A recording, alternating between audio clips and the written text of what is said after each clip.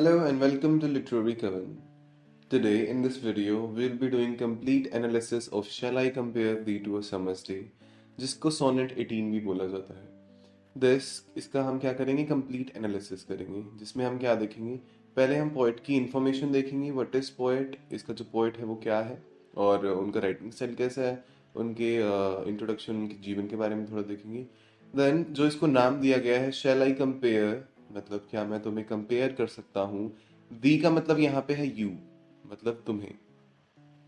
To a summer's day, कि क्या मैं अपने बिलवड को या फिर अपने फ्रेंड को, पूछता है शेक्सपियर, कि मैं क्या तुम्हें कंपेयर कर सकता हूँ एक समर के दिन के साथ, मतलब एक गर्मियों का दिन के साथ। इसको सोनेट 18 के नाम से ये बहुत ज़्यादा फेमस है।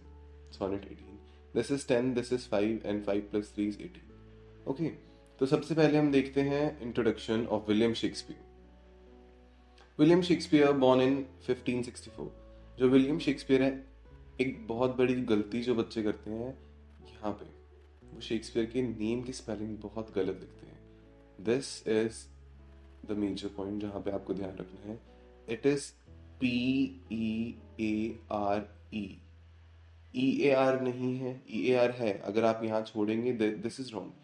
EAR के बाद E भी है। ओके, तो जो विलियम शेक्सपियर थे, उनका जो बर्थ हुआ दैट वाज 1564 में इनका बर्थ हुआ। और कहाँ पे बर्थ हुआ था? स्ट्रेटफोर्ड अपॉन एवन में, ये एक जगह है, वहाँ पे इनका बर्थ हुआ। Was renowned English poet. ये इंग्लिश के क्या है? पोइट हैं, प्ले राइट हैं। पोइट तो आपको पता ही है, जो पोइट्रीज लिखते हैं। प्ले राइट वो होते हैं जो प्लेस लिखते हैं, उनको प्ले राइटर नहीं बोलते, उनको प्ले राइट बोलते हैं।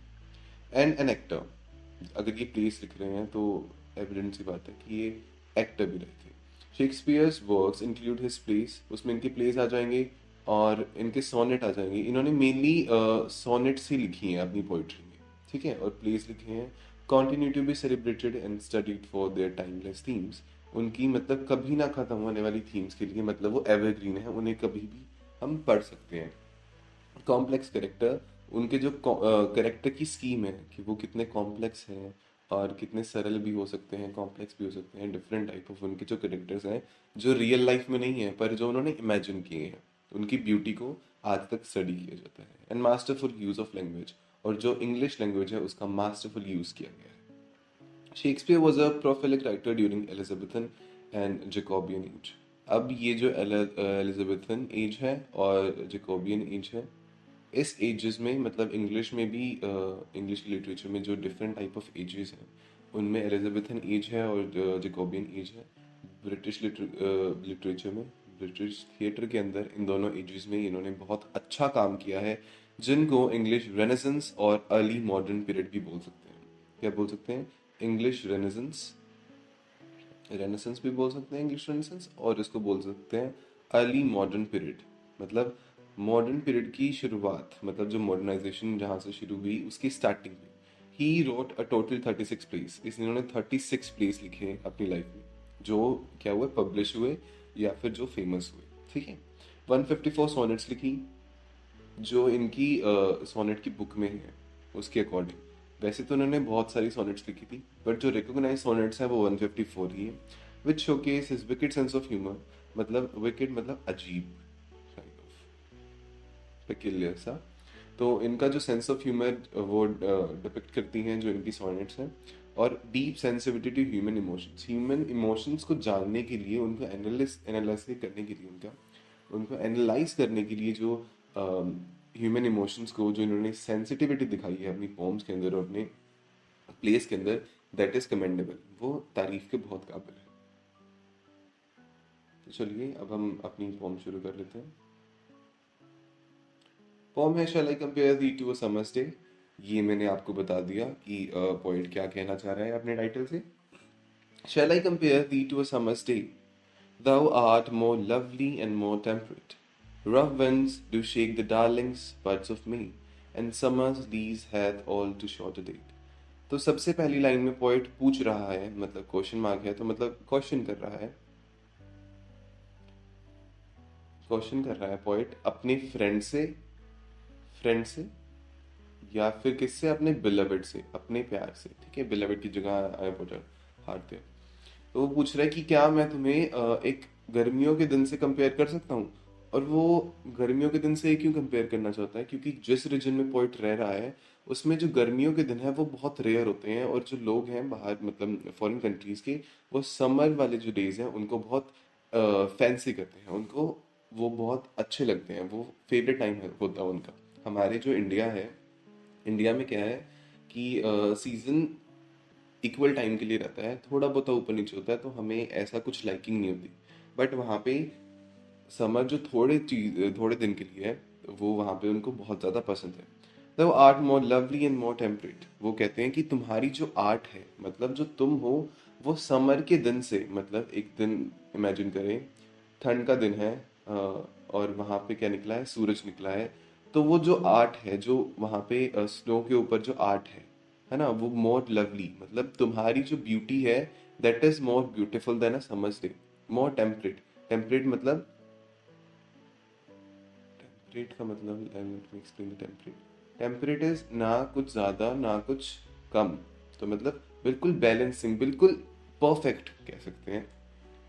Rough wind do shake the Darling's birds of me, वो कहते हैं कि जो नेचर की जो रफ विंड्स हैं मतलब हवाएं हैं, वो रफ हो सकती हैं, और जो रफ विंड्स होंगी, जो तेज चलने वाली हवाएं होंगी, वो क्या कर देंगी, वो गिरा देंगी बर्ड्स को। बर्ड्स होते हैं जो, जब प्लांट के ऊपर जब फ्लावर्स उग रहे होते हैं, तो जो कम उगा हुआ होता है फ्लावर, मतलब जिसको हम हिंदी में, I don't know the word, but जो उगने वाला फ्लावर फ्लावर होता है, बिल्कुल छोटा सा होता है, वो बहुत फ्रेजाइल होते हैं, बहुत सॉफ्ट होते हैं। तो जब रफ विंड्स आएंगी और पेड़ों से टकराएंगी, तो वो क्या करेंगी, उन बर्ड्स को, जो मई में जो बर्ड्स फ्लावर्स उग रहे हैं, उनको क्या कर देंगी, तोड़ देंगी। पर तुम्हारी ब्यूटी क्या है, ऐसी नहीं है। तुम्हारी ब्यूटी क्या है, तुम्हारी ब्यूटी उन फ्लावर्स को खिलने में और अच्छी लगेगी, मतलब तुम्हारी जो फ्लावर खिल रहे हैं वो तुम्हारी ब्यूटी जैसी है। That is very beautiful, your beauty is not rough, your beauty is not like rough winds. And summers lease hath all too shorter date, और ये बताता है कि जो समर का दिन है वो थोड़े टाइम के लिए ही रहता है, मतलब ये है समर का दिन और ये है विंटर, तो ये बिल्कुल थोड़े टाइम के लिए रहता है। पर जो तुम्हारी ब्यूटी है, तुम्हारी ब्यूटी है वो हमेशा रहने वाली है।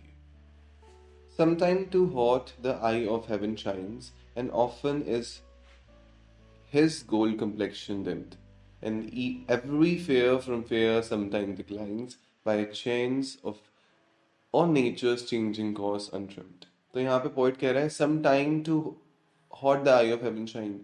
अब यहाँ पे सन को कंपेयर किया जा रहा है कि जो सन है ना, वो हेवन की आई है, मतलब स्वर्ग की आंख है। दिस इज सन, और ये स्वर्ग की आंख है, और ये बहुत ज्यादा ही मतलब चमक रही है, मतलब बहुत ज्यादा गर्मी दे रही है।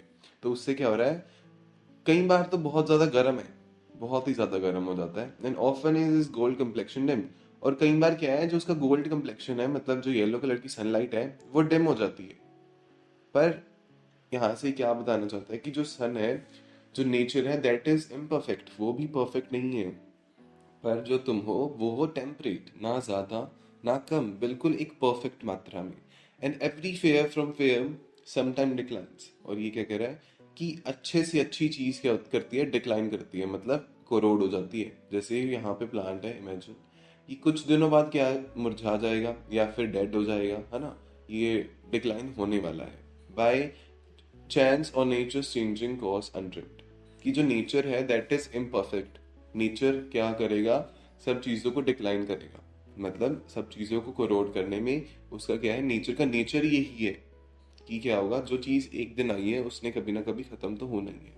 तो वो कहता है कि तुम्हारी ब्यूटी है वो खत्म ना होने वाली है। बट जो नेचर है, जो समर डे है, उससे मैं तुम्हें कंपेयर कैसे करूं, क्योंकि जो समर का दिन है, जो इतना ब्यूटीफुल है, इतना अच्छा है, वो भी एक दिन क्या करेगा, वो नहीं रहेगा, वो डिक्लाइन कर जाएगा, वो किसी और दिन आएगा। Let's move to next lines. Next lines में, by thy eternal summer shall not fade, nor lose possession of that fear thou awest, nor shall death brag you wonders his shade, when in eternal lines to time thou growest। यहाँ पे बता रहा है, by thy eternal summer shall not fade, जो, but thy का मतलब यहाँ पे यो, इसका मतलब है योर। वो कहता है पर तुम्हारा जो इटर्नल समर है, इटर्नल समर मतलब जो तुम्हारी जो ब्यूटी है वो फेड नहीं होगी। समर चाहे फेड हो जाए, पर जो तुम्हारी ब्यूटी है that will not fade not lose possession of that fair the verse. मतलब जो तुम्हारी, तुमने जो लोगों को पोजेस किया हुआ है अपनी ब्यूटी से, मतलब तेरे तुम्हारे जो एडमायरर्स हैं वो क्या होंगे, तुमसे कभी अलग नहीं होंगे क्योंकि तुम्हारी ब्यूटी वही है। No shall death break the under west initiate. मतलब कि जो डेथ भी है वो भी तुम्हारे काबू में है। दैट डेथ, वो जो डेथ है, वो जो टाइम है, वो तुम्हें क्या कर सकता है, तुम्हें तुम्हारी ब्यूटी छीन नहीं सकता, पर समर की छीन सकता है। When in eternal lines to time the growest. वो कहता है कि क्योंकि ऐसा क्यों हो रहा है, क्योंकि सबकी ब्यूटी, सब बूढ़े होते हैं, सब ओल्ड होते हैं, सबकी जो ब्यूटी है वो खत्म होती है। पर मैंने, शेक्सपियर कहता है कि मैंने तुम्हारी जो ब्यूटी है उसको इन लाइंस में उतार लिया है। मैंने सब कुछ तुम्हारे बारे में लिख दिया है कि तुम कैसे हो, तुम कैसे, कितने सुंदर हो, तुम कितने ब्यूटीफुल हो। तो उससे क्या हो रहा है कि जो तुम्हारी जो ब्यूटी है वो कभी भी खत्म नहीं होगी। फिर एंडिंग में जो कपलेट है दैट इज, यहाँ पे शेक्सपियर कंक्लूड कर रहा है अपनी जितनी भी ऊपर वाली लाइंस है, जो उसने 12 लाइंस में जो ब्यूटी की प्रेज की है अपनी फ्रेंड की, तो यहाँ पे कपलेट में वो उन सबको क्या कर रहा है, समराइज कर ले। So long as man can breathe or eyes can see, so long lives this and this life to thee. मतलब so long as man can breathe, तब तक, जब तक तुम्हारी ब्यूटी कब तक नहीं खत्म हो सकती, वो एक्सप्लेन कर रहा है कि जब तक जो लोग हैं, जो ह्यूमंस है, वो सांस ले सकते हैं, जब तक आंखें हैं वो देख सकती हैं, जब तक जिंदा है लोग, मतलब long long live, long lives, मतलब जो कितना लंबा जी रहे हैं। And gives this, gives and this gives life to thee. मतलब लोगों की, तुम्हारी चाहे डेथ हो जाए, तुम्हारी चाहे जो मर्जी हो जाए, पर जो तुम्हारी ब्यूटी है, जो मैंने किस पे, अपनी पोइट्री में उतारी है, दैट विल क्या करेगी, वो हमेशा प्रिवेल करेगी।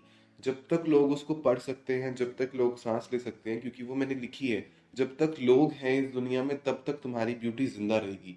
तब तक वो लाइफ देते रहेंगे किसको, लोग अपनी ब्यूटी, तुम्हारी ब्यूटी को देखते रहेंगे, तुम्हारी ब्यूटी को पढ़ते रहेंगे, तुम्हारी ब्यूटी को एडमायर करते रहेंगे। तो यहाँ पे शेक्सपियर बहुत ही ब्यूटीफुल तरीके से अपने जो फ्रेंड है या फिर उनके बिलवड है, उनकी ब्यूटी को प्रेज करते हैं और उनको बताते हैं कि तुम्हारी ब्यूटी कभी खत्म नहीं होने वाली है। क्योंकि उन्होंने क्या किया है, उनकी ब्यूटी को, उसकी ब्यूटी को अपनी इन पोइट्री में, अपनी इन लाइंस में उतार लिया है, जिसको लोग जब तक पढ़ेंगे, जब तक लोग इसको पढ़ते रहेंगे, कभी ना कभी जब तक पढ़ते रहेंगे, तब तक क्या होगा, तुम्हारी ब्यूटी जिंदा रहेगी, तुम्हारी ब्यूटी अलाइव रहेगी। शेक्सपियर ने ये बहुत पहले लिखी थी, पर अब मान के चलिए 200-300 साल तो हो ही गए हैं। 1500 कुछ में शेक्सपियर ने लिखी थी, 1500-1600 में। अब ये 2023 चल रहा है, तो अब तक उसकी जो फ्रेंड की ब्यूटी है वो जिंदा है। यही शेक्सपियर इसमें समझाना चाह रहे हैं। प्लस यहाँ पे हमारी जो सोनेट है वो कंप्लीट होती है। मैं अपने डिस्क्रिप्शन में एक टेलीग्राम लिंक डाल रहा हूँ, टेलीग्राम का लिंक डाल रहा हूँ चैनल का, दैट इज़ माई चैनल। उसके ऊपर आपको इसकी समरीज मिल जाएंगी और उसके ऊपर आपको और भी इंफॉर्मेशन मिलेगी regarding English and literature. Thank you for watching.